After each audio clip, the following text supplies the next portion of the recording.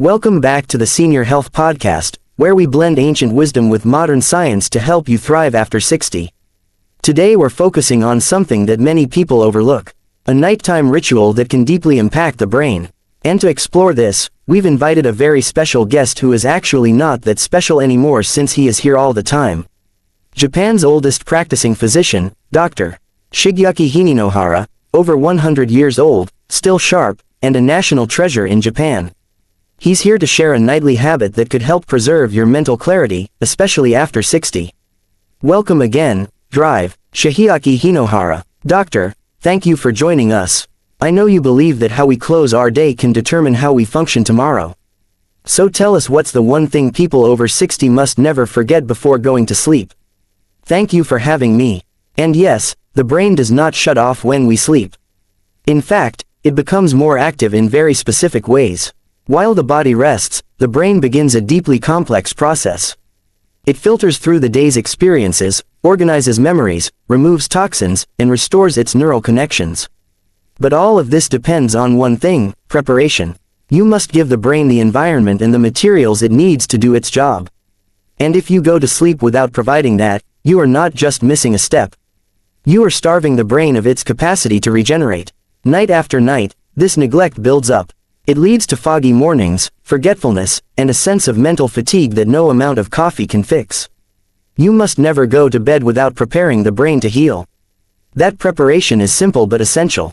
Starving the brain, that's powerful and not something we're taught in the West. Most of us associate starvation with physical hunger, but what you're describing is more subtle and far more dangerous. It's about denying the brain the materials it needs to regenerate, especially during its most active repair window at night.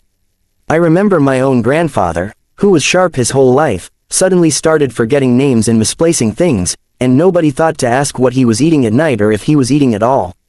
How exactly does this kind of nightly neglect translate into real cognitive decline? Think of the brain like a library, one that files new books, repairs old ones, and dusts the shelves while you sleep. But to do all that work, the librarian needs light, tools, and energy. If you starve the system, no nutrients, no signals of safety. Then instead of filing, the brain goes into emergency mode. It skips the deep work and just tries to survive the night. Let me give you an example. I had a patient, Mr. Yamamoto, age 74, a retired school principal, very disciplined man. He came to me complaining of persistent forgetfulness. Not dementia, but small things. Losing names, misplacing keys, walking into a room and forgetting why. He told me he had cut out all food after 6 p.m. following some Western weight loss advice. But what he didn't realize was that his brain, especially in later years, was entering an 8-hour fast with no support, no protein, no calming nutrients, just sleep and stress. When I encouraged him to try a small ritual, some warm tofu broth before bed, for example, a short stretch and deep breathing, everything began to shift. Within a few weeks, his morning clarity returned. He could focus longer, remember more, and his wife said he seemed more present. That's what I mean by starving the brain. Not just hunger in the stomach, but hunger in the nervous system, a hunger for support and rhythm and quiet strength. So, we're not just talking about a snack. We're talking about a signal, a message sent to the brain that says, you are safe now. It's time to restore. It's like turning down the lights at the end of a concert. A way of letting the brain know the show is over. And now comes the cleanup, the reset, the healing. And if that signal doesn't come, the brain doesn't relax. It stays guarded, scanning, conserving energy instead of rebuilding. Yes, in Japan, we believe nighttime food is instruction. But more than that, the entire ritual is a signal. The softness of the light, the slowness of the breath, the rhythm of a small routine. These are cues that speak to the brain's LYIC system, the part responsible for emotional regulation, memory, and survival. Without these cues, the brain defaults to vigilance. It stays half awake, half defensive, and often wakes you at 2 or 3 a.m. confused and unrested. The science backs this. Studies show that consistent pre-sleep rituals lower cortisol, stabilize heart rate variability, and boost parasympathetic activity. All of which create the ideal environment for memory consolidation and neurological repair. Let's unpack that, because many seniors in the US are told to stop eating at night. But you're saying it's not about skipping food. It's about choosing the right kind. Exactly. After 60, the brain becomes more sensitive. Blood flow slows, hormones shift, and most importantly, your body enters catabolism faster. That means it starts breaking down tissue including brain tissue for energy during fasting states. So what happens if you go to bed on an empty stomach? The brain says we're out of fuel. And instead of healing, it protects. Instead of storing memories, it conserves power. Night after night, this pattern drains your sharpness. And you don't feel it immediately, but over time it becomes your new normal. That's incredible. So, what kind of fuel are we talking about? What should someone over 60 eat before bed to protect their brain? And does the ritual just consist of eating some small snack? Or is there more? What does a truly holistic Japanese-inspired nighttime routine look like? One that feeds not only the body but also the heart and the spirit. Think of it as a warm message to the brain. Light protein, calming minerals, gentle energy. In Japan, this could be a small bowl of warm miso broth with tofu. The miso helps the gut. The tofu offers brain-up supporting amino acids. The warmth soothes the nervous system. Another good option is a soft-boiled egg with steamed greens or a bit of white fish cooked with ginger. Not heavy, not cold, just clean, warm, and easy to digest. You want to avoid sugars, cold foods, or anything processed. These confuse the body's natural rhythm. That makes so much sense, and it really makes me think about how many seniors are not even considering this as an option. But you said there was more, something that is beyond food. Yes, I was just about to explain that the Japanese approach includes what we call shin-shin-ichino, the unity of mind and body. So the ritual doesn't stop with the kitchen. We encourage a full environment of peace. That means turning off screens at least 30 minutes before sleep. Blue light disrupts melatonin production and keeps the brain in daytime mode. Instead, we might light a candle or open a window for fresh air. We slow the rhythm of the household. Even reading a physical book, especially something poetic or spiritual, can gently prime the mind for rest. And you combine this with breathing techniques, right? Yes, breathing is key, too. We practice hard breathing, slow deep breaths into the belly with an exhale longer than the inhale. Just 5 minutes of this can activate the parasympathetic nervous system, lowering cortisol and slowing heart rate. The message to the brain is clear. It is time to release. Add to that a calming herbal tea or even writing short gratitude list and you have created an entire sensory experience, one that gently ushers the brain into its nighttime mode of repair.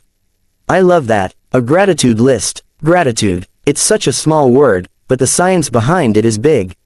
Studies show that people who practice gratitude sleep better, experience less depression, and even have better memory recall. It's almost as if acknowledging the good in your life creates a chemical cascade that helps your brain let go, reset, and restore itself more deeply.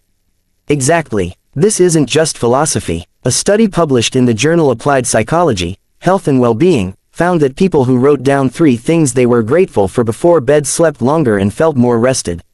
Another study from UC Davis showed that a regular gratitude practice was linked with improved sleep quality, lower blood pressure, and even stronger immune function. Gratitude reduces the brain's perception of threat. It activates areas in the prefrontal cortex that are associated with emotional regulation and calm. So, it's not just a feeling, it's medicine.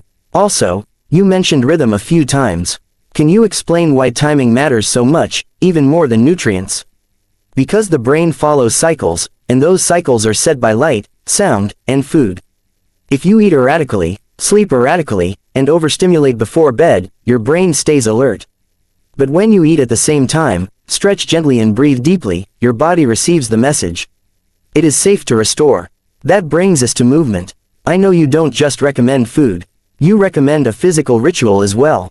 What should that look like? Yes, before nourishment, movement, but not exercise, not stress. I'm speaking of soft mindful movement.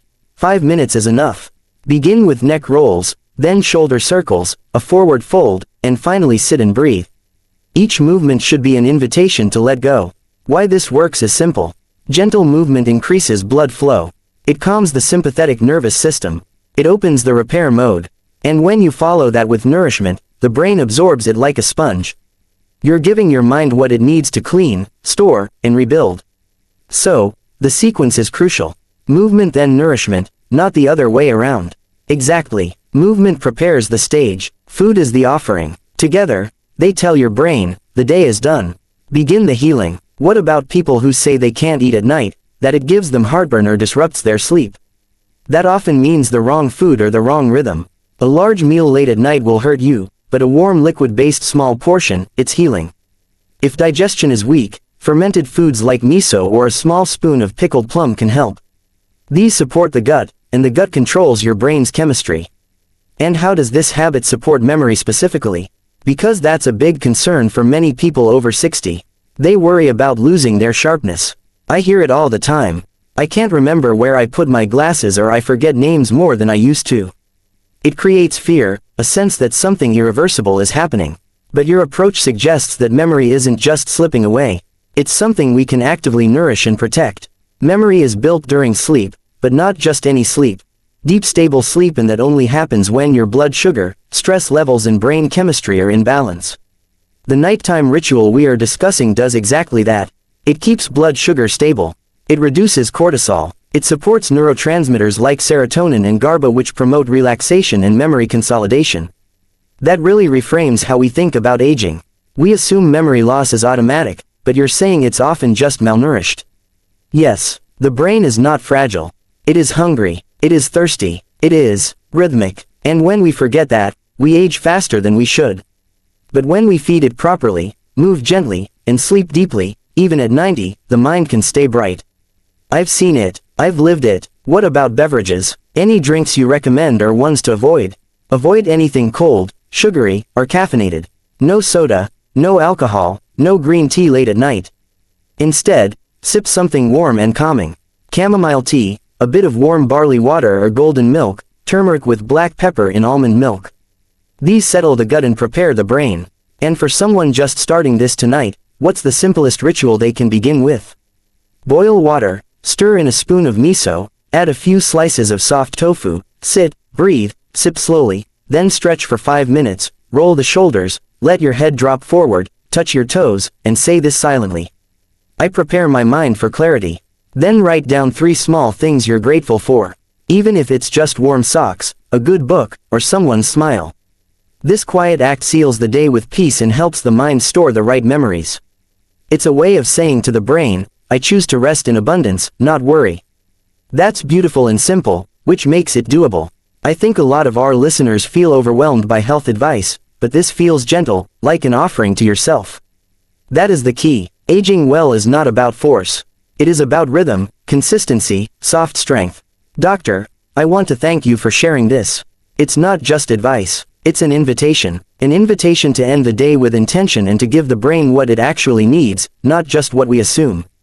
Yes, and to everyone listening, I leave you with this. Memory does not fade with age. It fades with neglect. Before sleep, remember your mind. Feed it, calm it, and it will remember you. Like always, wise words to end this session. Dear listeners, we appreciate you. If you appreciate us too, feel free to subscribe or leave a small donation via the link in the video description.